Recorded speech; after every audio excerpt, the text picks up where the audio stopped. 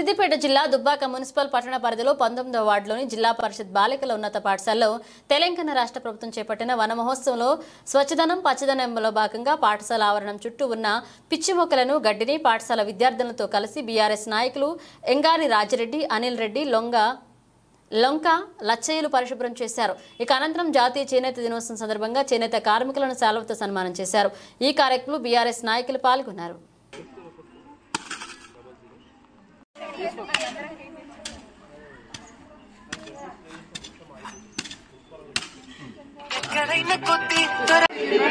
పచ్చని చెట్లు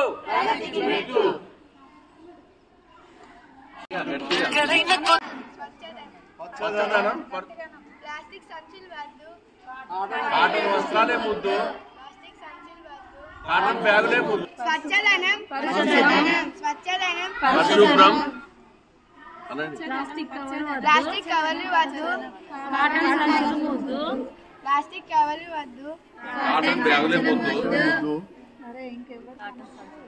ఈరోజు చేనేత కార్మిక దినోత్సవ సందర్భంగా ఎంతైనా ఇవాళ చేనేత కార్మికులను వాళ్ళను ఏ విధంగానైతే నిజంగా వాళ్ళని సత్కరించుకోవడము ఇక్కడ ప్రజలంతా గ్రామాల ప్రజలంతా వాళ్ళది గ్రామాల ప్రజల బాధ్యత. మరి ఇక్కడ ఉన్న చేనేత కార్మికులందరినీ మనం సత్కరించుకోవడం జరిగింది.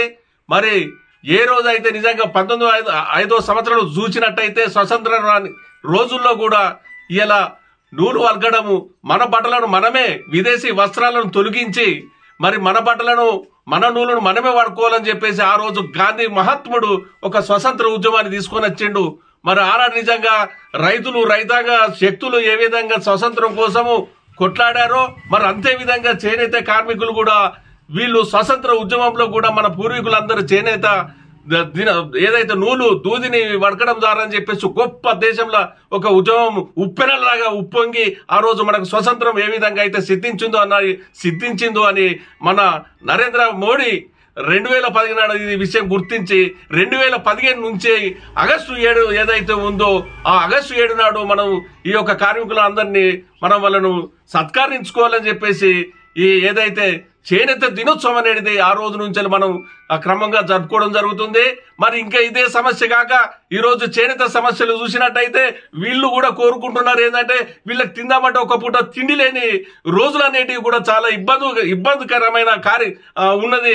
మరి మనం ఈ పెద్దలు సూచించిన ఈ వృత్తిని ఇంత మహోత్తమైన ఈ ఒక వృత్తిని ఒక స్వతంత్రం సిద్ధించినటువంటి ఈ యొక్క ఏదైతే గాంధీ మహాత్ముని ప్రతి ఇంట్లో ఒక ఫోటో చూసినట్టయితే నూలు వర్క్కుంటా గాంధీ మహాత్ముడు ఉంటాడు.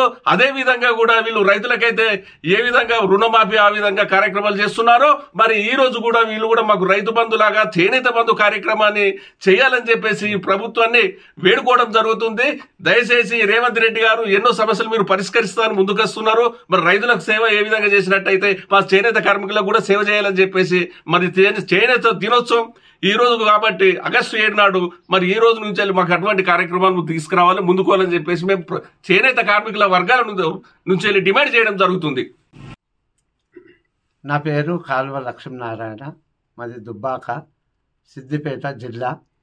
మేము దుబ్బాక లోపల నేను మాస్టర్ వివరణను ఒక 12-13 మందిమి ఒకే దగ్గర పనిచేస్తున్నాము. వీళ్ళందరికీ పని కల్పిస్తున్నా.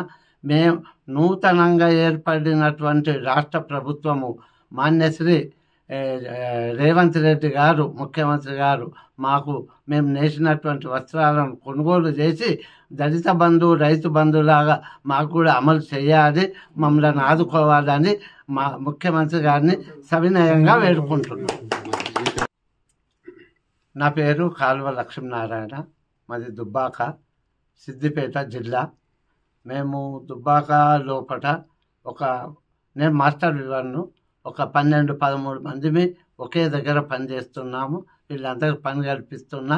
మేము నూతనంగా ఏర్పడినటువంటి రాష్ట్ర ప్రభుత్వము మాన్యశ్రీ రేవంత్ రెడ్డి గారు ముఖ్యమంత్రి గారు మేము నేసినటువంటి వస్త్రాలను కొనుగోలు చేసి దళిత బంధు రైతు బంధులాగా మాకు కూడా అమలు చేయాలి, మమ్మల్ని ఆదుకోవాలని మా ముఖ్యమంత్రి గారిని సవినయంగా వేడుకుంటున్నాం.